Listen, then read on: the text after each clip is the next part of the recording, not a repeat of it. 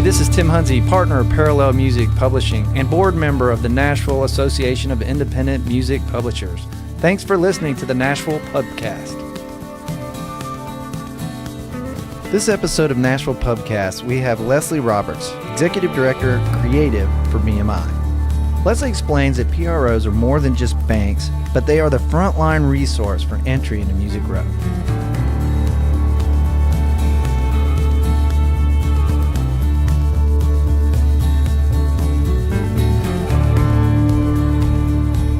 I think a lot of people have a misconception or a misunderstanding about exactly what the role of a PRO really is. So you can start off with the basics of what do you do? What do you guys do? I'd call you my bank. I know you write me checks. I love you guys. That's what a lot of people call us. Well, I tell people in the broad strokes is we collect money that's paid to radio, licensing, digitally. We collect all that money on behalf of the songwriters, and then we pay that back out. Right. That's what BMI as a huge company does.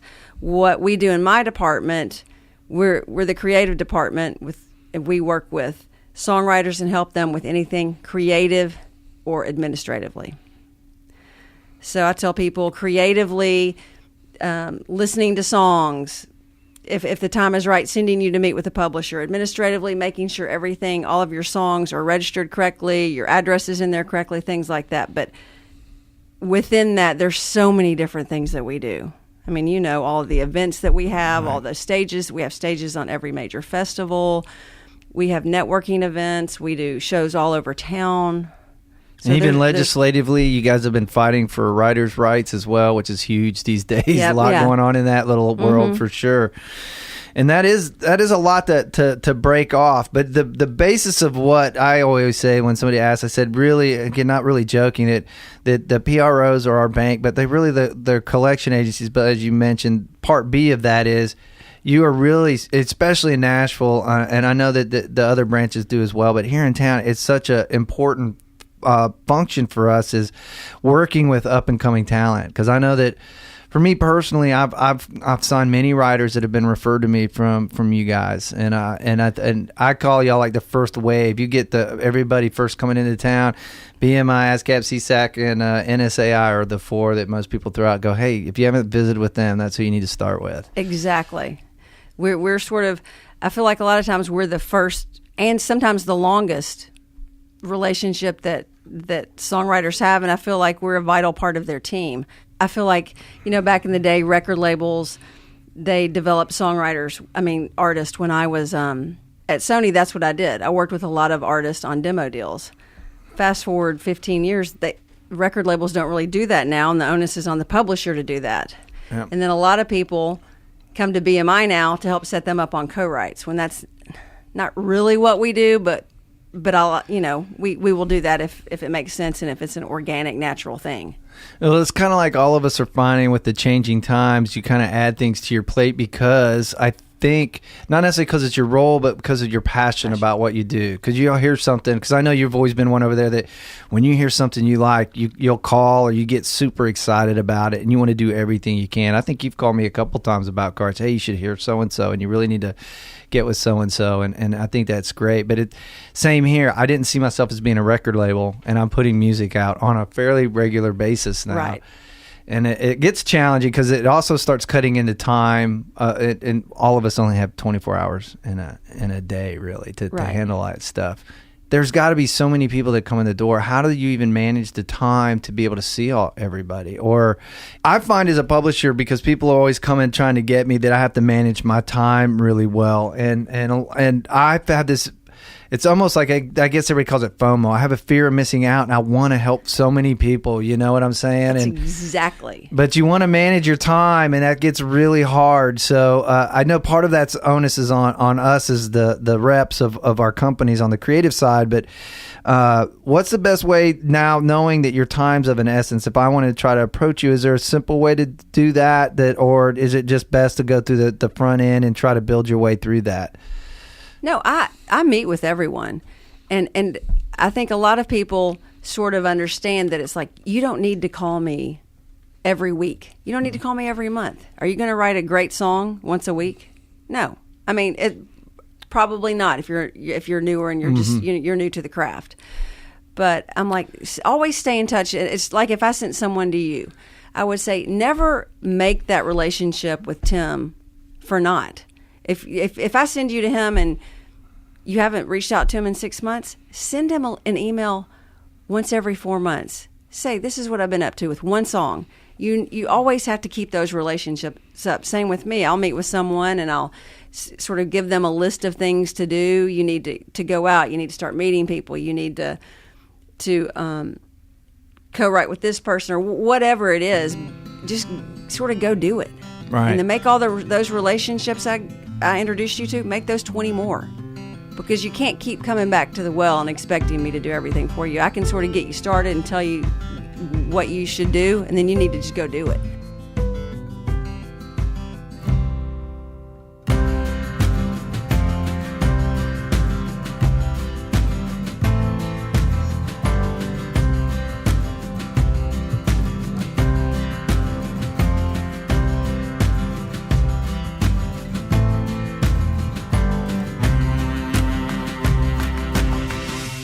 I get these phone calls and people say, hey, you know what? I'm a published writer. I'm published by BMI, and immediately they don't really know what they're talking about.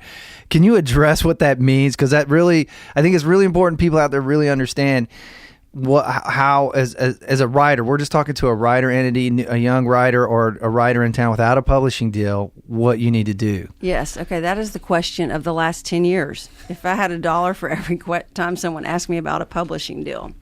Setting up a publishing company at BMI is not having a pub deal.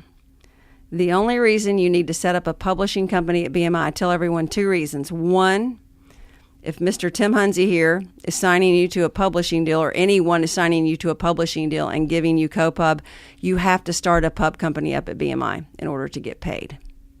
The second reason, if you have a publishing company and you are paying someone to write for you, you will need to set up a publishing company at BMI. Otherwise, there is no reason to set up a publishing company. You still get paid. When you register your songs, there's 200% of a song, 100% publisher share, 100% writer share. If you wrote that song by yourself or what, you just always double your writer share because there's no publisher share. It's that simple. Yeah, I agree as well. And even when I have somebody that's writing for me, if they don't have co-pub, I tell them they don't need to set it up. Like, There's no need for that. Just set up your writer share. We will control your publisher share, make sure, or the full publishing share. And if they work into co-pub, that's usually when I say, well, call Leslie, clear some names, get your co-pub set up, and then you're off to the races at that point. But because it's not... Because you have to pay for that as well, and there's just no need to get into that whole hassle of administration. And then a lot of times I do work with people and I'm like, listen, if you're going to sign a publishing deal in 3 months, don't do it because you're going to have to do a whole nother one in 3 months if you get co-pub. So just wait till you get that pub deal. And I always suggest this, and I get this on my end as well, like, send me 1 or 2 songs. Send me your couple best. I can tell from a couple songs whether it's going to be good or not. You don't need a list of like 10 tunes in your inbox or a link, right? Exactly. Yeah, I say 2-3 songs max. And because think how many people we meet with. Oh. If we meet with six people in a day and they sent you 10 songs each, that's 60 songs. We're not going to listen to those. And I also feel bad. I don't know which of the 10 to listen to, and I feel bad if I don't get to them all, which then usually, by the way, means you move down in my inbox further down because I didn't listen to them, and it means I'm not going to listen to your song eventually because it's too hard. Because the ones that come in with 2 songs, you listen to those because you can knock it out. And it send a response right back out. I'm with you on that. That's a challenge. And I know that BMI has systems in play as well to help writers. Don't you guys have some programs involved where you do group listening, or there's days where listening happens for people to sign up for? There are a couple of different things. So the Jason Bloom Workshop, which happens, I believe, 4 times a year, and you can go on the website and find it. And he's great. I've participated with him and then many Cliff times. Goldmacher does one too. Okay. And that's fairly new. And I believe that one's 4 times a year also. Same thing, you can sign up on the website. Then we have walk-ins, which I don't know if you're even familiar with those. I am not, actually. Okay, so it's changed over the years, and I believe it's getting ready to change again. But the way it stands now is on Tuesdays and Thursdays between 9 and 11, you can come in and meet with a writer rep without an appointment. Wow. How many do you usually get on average? I would say a lot. Yeah. Sometimes there's none, and then sometimes you'll have 10. Okay. I mean, anywhere. I mean, but usually they're a lot. But hey, it's a great way to meet with a writer rep. You may not get your songs listened to at that particular moment, but if I have time, I'll listen to them really quickly and just give some advice and answer any questions, and then. That's fantastic. Now, the question is, have you found some gold in one of those meetings that you've turned in? I have. Ah, there you go. 1 in 10 years. 1 in 10. Uh-huh. Wow, that's not great odds. I mean, I'm sure there are more than that, but there's one for really you that connected. Yeah. You want to say who it was? Nick Wayne. Oh, I love Nick Wayne. I know, he's the best. That's fantastic. Yep. That's a great story. I know. One for me on that side was Lance Carpenter. He came more through the NSAI world because he was really active in that, but they sent him to me and we listened for time, and he listened to everything we just said. I remember telling him, like, I like your songs. My door's open. Just don't abuse it, and send me some more. And every few months, like you said, usually about 6 months or so, or if he had something, he would send me a song. And at the end of the day, we ended up working together, and it's been great. But I really appreciate it. And he actually says he enjoyed it because I would give him some homework, and he would do that, and that made an impression on him as well. And I tell people the same thing. Like, when you send me somebody, I may not immediately think I need to sign this person, but I am great. I love to mentor. So like you said, if I have time, I'll sit with you, I'll network with you, depending on your attitude and how you handle yourself. And that's a huge thing to me. And I will continue to listen to songs and build that relationship till hopefully it gets to somewhere where we can, find you a home, or you grow into your publishing deal, To add to what you said about that, when people do ask about co-writes, it's not one of those things that I can. And sometimes, maybe it does work this way, but I can just hear your song and meet with you for 30 minutes and say, oh, he needs to write with this person. Sometimes it does happen, but I mean, it's a very organic thing. I tell them, I'm like, I might think of someone for you to write with today, 2 months, 6 months, never. I just don't know. It's just really organic.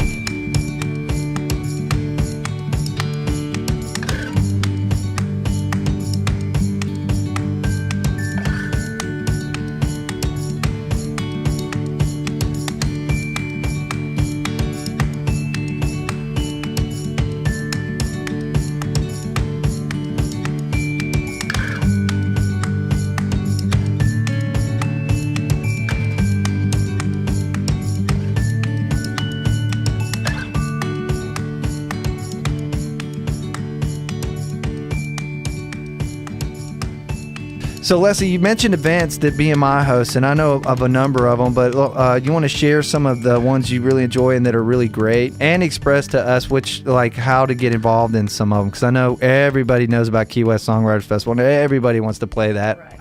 But there's ways to get in and not get in on these things. Okay, so I'll sort of start with a couple of new ones that we've been doing recently that have been really, I'd say over the last 2 years, have been really neat events, and it's called the Next Big Wave Series.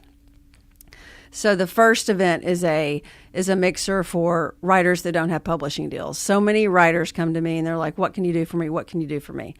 And they're not ready for a publishing deal yet. So what I can do for you is put you in a room with 100 other songwriters that have the same, dreams that you do. You can meet potential co-writers. You can meet people that are just trying to do the same thing you're doing. That's one event.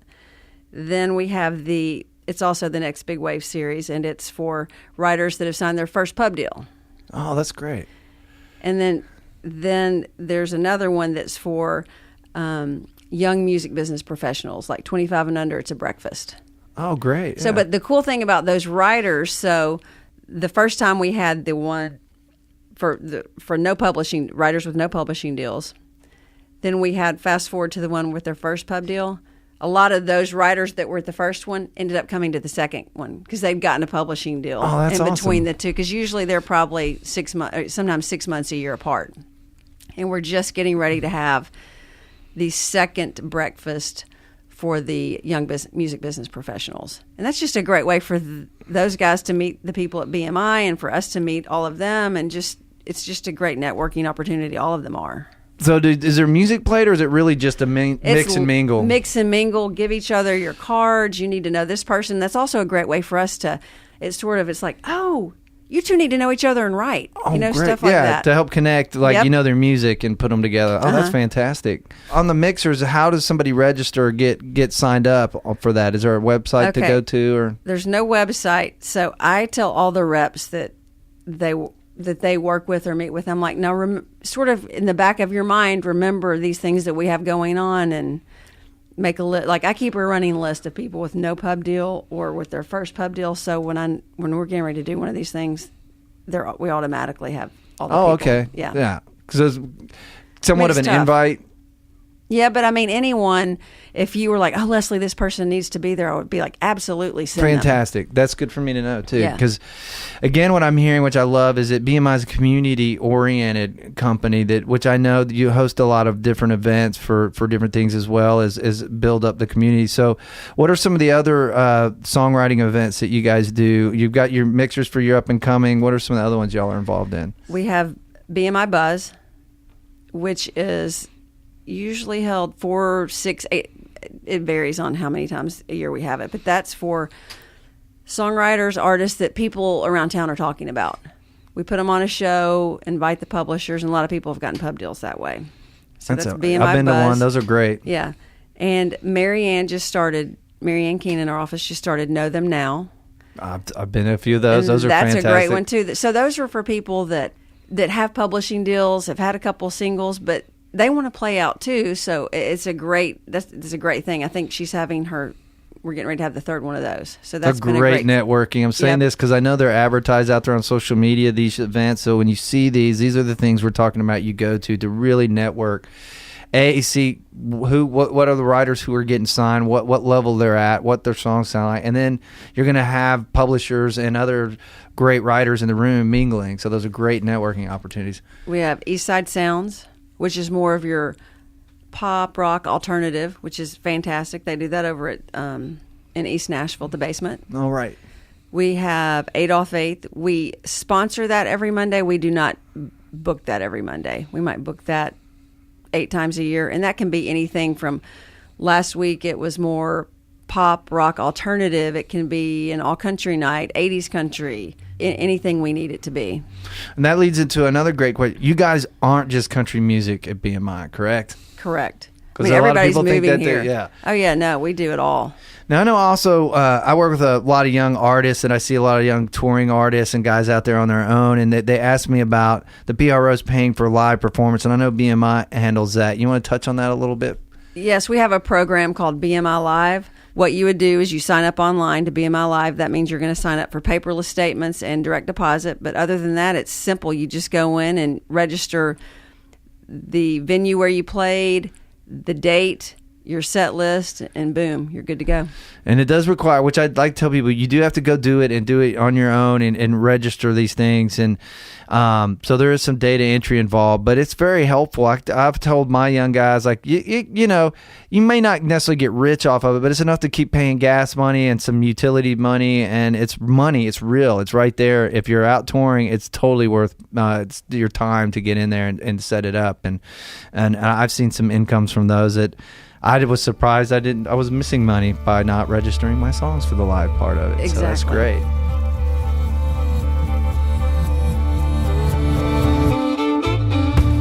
Thanks for listening to the Nashville AIMP Pubcast. For more information, check out AIMP.org or follow us at Nashville AIMP on Instagram. The Nashville AIMP would like to give a shout out to our sponsors, Jamber and Sound Exchange. Jamber wants to know if you're looking for an easier way to capture song splits at the point of creation and organizing your catalog.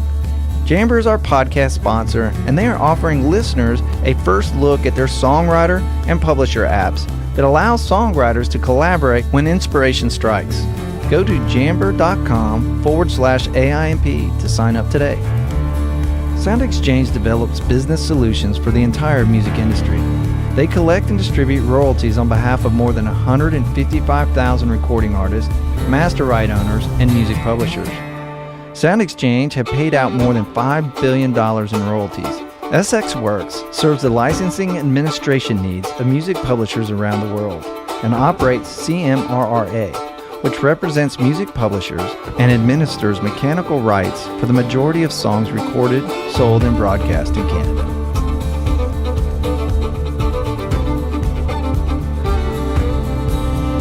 We appreciate you listening to the Nashville Pubcast. Stay tuned for an all-new episode next week.